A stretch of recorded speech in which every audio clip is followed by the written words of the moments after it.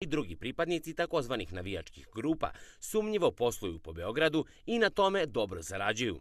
Takav je, čini se, primer firme Ultra Kop, koja je navodno zadužena za veliki broj građevinskih radova po glavnom gradu, a koju je osnovao Marko Vučković, zvani Mare ili Komandant, vođa zvezdine navijačke grupe Ultra Boys. Ono što smo otkrili jeste da je osnovana na adresi stadiona Crvene zvezde i da je počela naglo da dobije poslove od države, pretežno od EPS-a, ali dobije poslove i od Elektromreže Srbije. Još jedna zanimljiva stvar jeste da je nedavno dobila posao zajedno sa firmom u vlasništvu grada Beograda. Iz te firme nikad nismo dobili odgovor koje su to reference koje Ultrakop ima da bi sa njima sarađivali.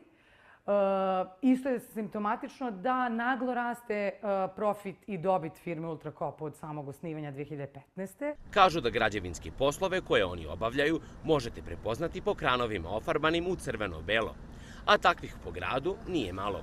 Mogu se videti čak i u Beogradu na vodi, iako ne postoje zvanični dokazi koji ukazuju na to da je baš Ultrakop taj koji radi posao. A od 2015. kada su osnovani, poslova je, zahvaljujući raznim tenderima, bilo sve više.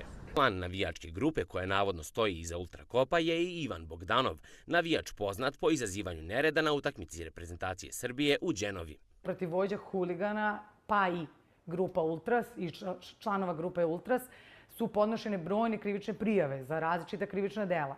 Međutim, ono što smo dokazali da se država povlači jeste da te krivične prijave nikada nisu procesuirane. Oni su tako praktično ostajali na slobodi i evo sada vidimo da su pojedinci ušli u legalne tokove i postali biznismeni.